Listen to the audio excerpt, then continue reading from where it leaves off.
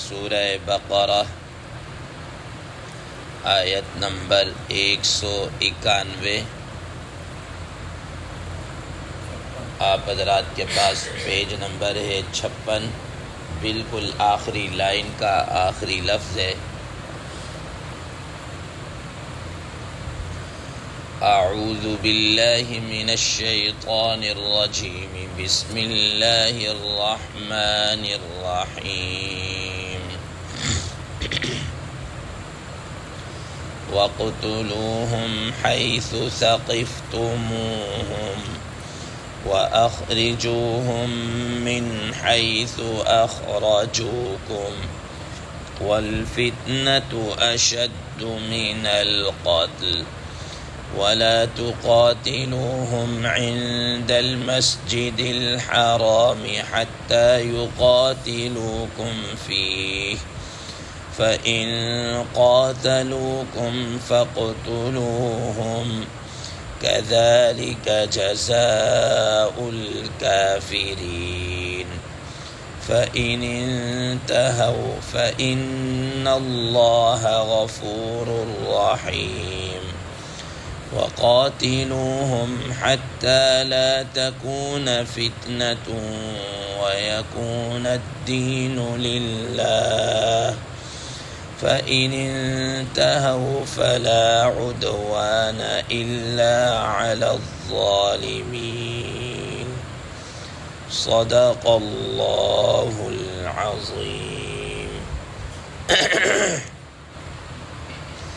اللہم صل علی محمد النبی الأمی وعلی آلہ وسلم تسلیما کثیرا کثیرا۔ محترم سامعین کرام، ان آیات کا ترجمہ اللہ تبارک و تعالی ارشاد فرماتے ہیں، وَاقْتُلُوهُمْ حَيْثُ ثَقِفْتُمُوهُمْ، اور تم ان سے قتال کرو جیسا کہ انہوں نے اپنے عہد کو توڑا، وَأَخْرِجُوهُمْ مِنْ حَيْثُ أَخْرَجُوكُمْ، اور تم ان کو نکالو جیسا کہ انہوں نے تمہیں نکالا، وَالْفِتْنَةُ أَشَدُّ مِنَ الْقَتْلِ، اور فتنہ یہ قتال سے زیادہ سخت ہے، وَلَا تُقَاتِلُوهُمْ عِنْدَ الْمَسْجِدِ الْحَرَامِ، اور تم ان سے مسجد حرام کے پاس لڑائی نہ کرو، حَتَّى يُقَاتِلُوكُمْ فِيهِ، یہاں تک کہ وہ تمہارے ساتھ اس میں قتال کریں، فَإِنْ قَاتَلُوكُمْ فَاقْتُلُوهُمْ، اگر وہ خود ہی تمہارے سے قتال کرنے لگے، لڑائی کرنے لگے تو تم بھی ان کو مارو، كَذَلِكَ جَزَاءُ الْكَافِرِينَ، ایسا ہی بدلہ ہے، ایسی ہی سزا ہے کافروں کی۔ فَإِنِ انْتَهَوْا، اگر وہ لوگ اس چیز سے باز آ جائیں، کفر اور شرک سے باز آ جائیں، فَإِنَّ اللَّهَ غَفُورٌ رَحِيمٌ، تو بے شک اللہ تبارک و تعالی مغفرت کرنے والا ہے، مہربانی کرنے والا ہے۔ وَقَاتِلُوهُمْ حَتَّى لَا تَكُونَ فِتْنَةٌ وَيَكُونَ الدِّينُ لِلَّهِ، اور تم ان کے ساتھ لڑائی کرو یہاں تک کہ کوئی کسی قسم کا فتنہ نہ رہے اور دین سارے کا سارا اللہ تعالیٰ کے لیے ہو جائے۔ فَإِنِ انْتَهَوْا فَلَا عُدْوَانَ إِلَّا عَلَى الظَّالِمِينَ، اگر وہ لوگ کفر اور شرک سے باز آ جائیں تو فلا عدوانہ، تو پھر زیادتی نہیں کرنی مگر یہ کہ ظالم لوگوں پر، جو ظلم کرنے والے ہوں ان پر۔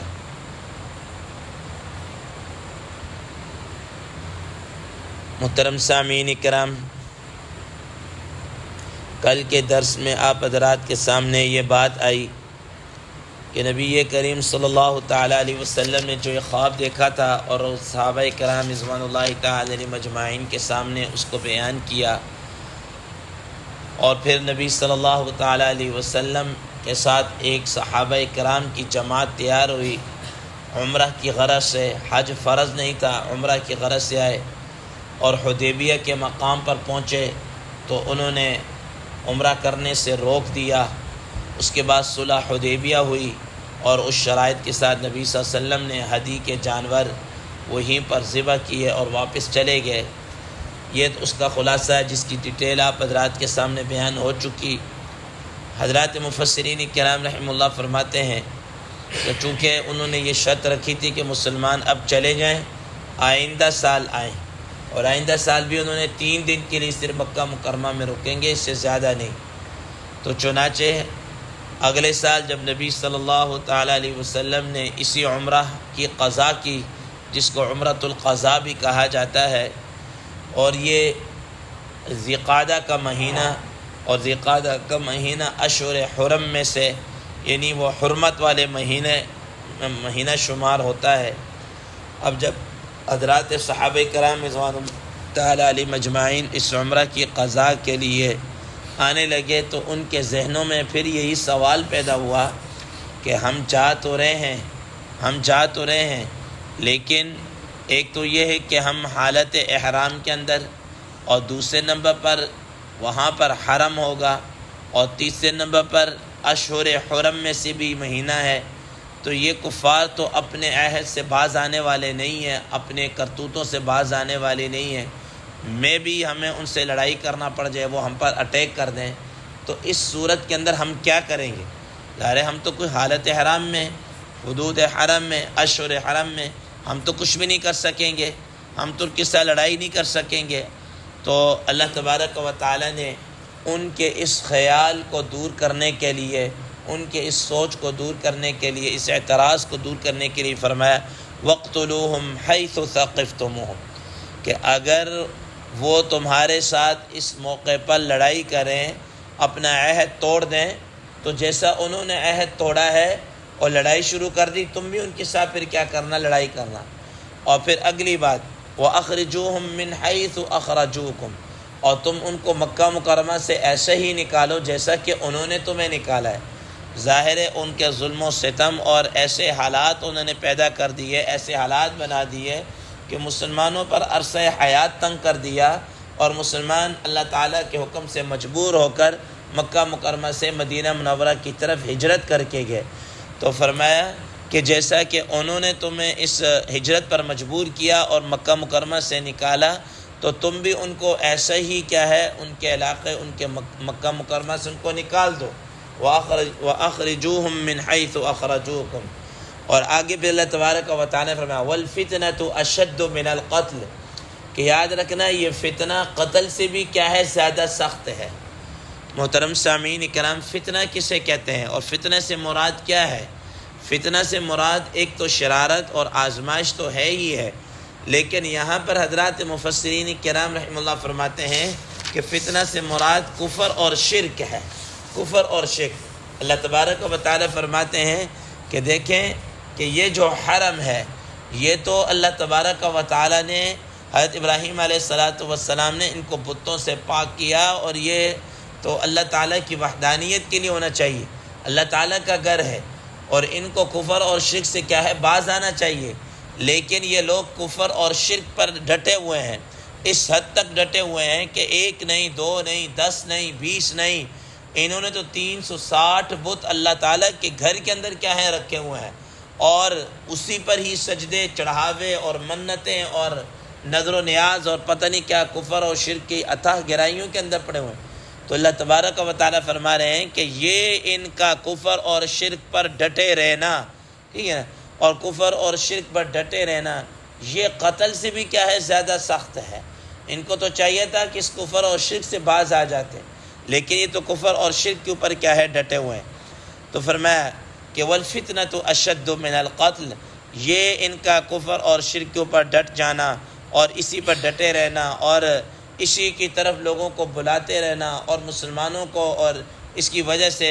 بے گھر کر دینا، فرمایا کہ یہ قتل سے بھی کیا ہے؟ زیادہ سخت ہے۔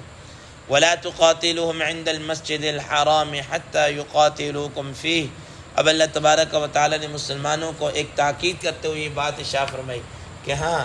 کہ مسجد حرام کے پاس تم نے خود سے قتال نہیں کرنا، خود سے پہل نہیں کرنی، افینس نہیں کرنا، اقدام نہیں کرنا کہ خود سے جناب اللہ ان سے لڑائی کرنا شروع کر دیں، اس طرح نہیں کرنا۔ اگر انہوں نے تمہارے ساتھ کسی قسم کا کوئی تعرض نہیں کیا، تم گئے اور تمہیں انہوں نے ویلکم کر دیا مثال کے طور پر، اور تم جا کر حج اور حج تو نہیں تھا عمرہ وغیرہ کر کے آ گئے، تمہارے راستے میں کسی قسم کی رکاوٹ نہیں ڈالی، تو پھر تم نے بھی ان کے قتل کے درپے نہیں ہونا۔ اب تم نے مسجد حرام کے ارد گرد قتال نہیں کیا، حتیٰ یقاتلوکم فی، یہاں تک کہ وہ جب تک قتال نہ شروع کر دیں، جب تک وہ پہل نہ کر دیں۔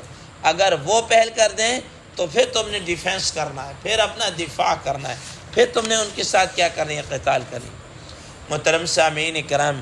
یہ حرم کے متعلق آپ حضرات نے سنا، بارہا مرتبہ سنا۔ اللہ تبارک و تعالی ارشاد فرماتے ہیں وَمَن دَخَلَهُ كَانَ آمِنًا، کہ جو آدمی بھی بیت اللہ شریف کے اندر داخل ہو جائے تو وہ کیا ہے، وہ امن کے اندر ہے۔ بس رسول اللہ صلی اللہ تعالیٰ علیہ وسلم نے خود فرمایا کہ اللہ تبارک و تعالیٰ نے اس حرم کو فتح مکہ کے موقع پر تھوڑی سی دیر کے لیے میرے لیے کیا ہے، حلال قرار دے دیا، اور اس کے بعد ہمیشہ ہمیشہ کے لیے اس کو کیا ہے، پھر حرام قرار دے دیا۔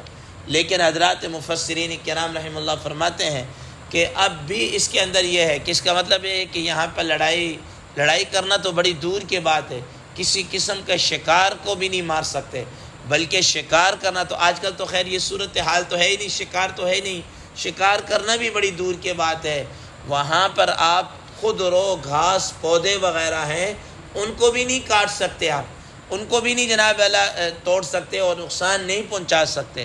اس حد تک جناب اللہ کیا ہے، ہر چیز امن کے اندر آ جاتی ہے۔ تو لیکن فرمایا کہ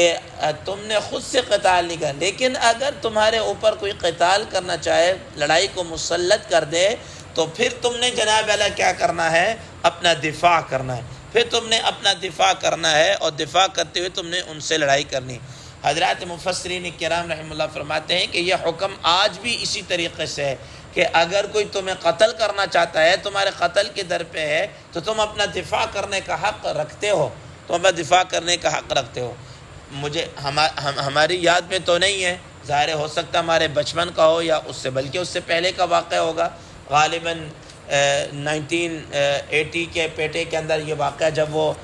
حرم کے اوپر قبضہ کر لیا تھا، آپ حضرات کے علم میں ہے، ٹھیک ہے نہیں؟ تو اس وقت بھی کیا ہے، اب ظاہر ہے جب انہوں نے فساد کرنا شروع کر دیا اور کئی ہزار حاجیوں کو انہوں نے کنڈیم کر لیا، ٹھیک ہے نا، تو اس وقت اب کیا ہے، اب جان بچانا اور اس وقت اس فتنے کو ختم کرنا اور حرم کو ان سے خالی کروانا، یہ بس وہی پھر یہ ہے کہ تم نے خود سے نہیں کیا، لیکن اگر کوئی پہل کر دے تو پھر تم نے کیا کرنا ہے، دفاع کرنا ہے۔ تو محترم سامعین کرام، تو یہ حکم آج بھی ایسی طرح، تو فرمایا فَإِن قَاتَلُوكُمْ فَاقْتُلُوهُمْ، اب اگر وہ تمہارے سے لڑائی کریں تو فَاقْتُلُوهُمْ، تم نے بھی ان کے ساتھ کیا کرنی، لڑائی کرنی ہے۔ پھر تم نے یہ ایسا نہیں ہے کہ یہ حدود حرم ہے اور اشہر حرم ہے اور جناب اللہ ہم حالت احرام کے اندر ہے، نہیں، اب تمہیں بھرپور دفاع کا کیا حق حاصل ہے، گویا کہ اللہ تبارک و تعالیٰ نے اب اس کی کیا دے دی، اجازت دے دی۔ فرمایا فَإِن قَاتَلُوكُمْ فَاقْتُلُوهُمْ كَذَلِكَ جَزَاءُ الْكَافِرِينَ، اب یہ ان کو قتال کرنا، یہ ان کو مارنا، یہ سارے کا سارا جناب اللہ وہ کیا ہے، یہ کافروں کی ایسی ہی سزا ہونی چاہیے، ایسی سزا ہونی چاہیے۔ لیکن اللہ تبارک و تعالیٰ انتہائی غفور بھی ہیں، رحمان بھی ہیں، نہ صرف یہ کہ رحمان اور رحیم ہے بلکہ ارحم الراحمین ہے۔ فرماتے ہیں فَإِنِ انْتَهَوْا فَإِنَّ اللَّهَ غَفُورٌ رَحِيمٌ، اگر وہ لوگ اپنے اس روش سے، اپنے اس طریقے سے، اپنے اس کفر اور شرک سے باز آ جائیں، رک جائیں اور اسلام کو قبول کر لیں، تو اللہ تبارک و تعالیٰ کتنے مہربان ہے۔ فرمایا فَإِنَّ اللَّهَ غَفُورٌ رَحِيمٌ، فرمایا کہ اللہ تعالیٰ تو اب بھی بخشنے کو تیار ہے، اللہ تعالیٰ غفور الرحیم ہے، مہربان ہے، معاف کرنے والے ہیں۔ تو فرمایا کہ اگر یہ کفر شرک سے باز ہے تو اللہ تعالیٰ بھی ان کے اسلام کو قبول کر لیں گے اور جناب اللہ ان کی معافی ہو جائے گی۔ وَقَاتِلُهُمْ حَتَّى لَا تَكُونَ فِتْنَةٌ وَيَكُونَ الدِّينُ لِلَّهِ، اب یہاں پر اللہ تبارک و تعالیٰ نے دو چیزوں کو اور بیان کر دیا۔ نمبر ایک کہ یہ لڑائی ان کے ساتھ جو کرنی ہے، قتال کرنا کہاں تک کرنا ہے، اور نمبر دو یہ قتال کس مقصد کے لیے ہونا چاہیے، کس مقصد کے لیے ہونا چاہیے، مقصد کیا ہے۔ تو فرمایا پہلی بات تو یہ ہے کہ قتال اس وقت تک جب تک فتنہ فساد ختم نہ ہو جائے، فتنہ فساد ختم نہ ہو جائے، جب تک فتنہ، اور فتنہ کیا ہے، یہ ظلم، یہ زیادتی، یہ لوگوں کو عبادت سے روکنا اور لوگوں کو جناب اللہ شریعت پر عمل نہ کرنے دینا، یہ چیزیں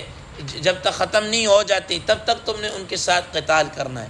محترم سامعین کرام، اور ساتھ ہی فرما دیا کہ یہ قتال کس کے لیے ہونا چاہیے؟ فرمایا کہ کوئی اپنی ذاتی غرض، اپنا ذاتی مفاد، اپنا ذاتی کوئی بیچ میں نیت یہ شامل ہو، بلکہ کس کے لیے ہونا چاہیے؟ وَيَكُونَ الدِّينُ لِلَّهِ، کہ ایک دین اللہ کے لیے ہو جائے، ٹھیک ہے نا، دین اللہ کے لیے ہو جائے۔ قرآن مجید میں ایک اور مقام پر سورہ انفال کے اندر بالکل آخر میں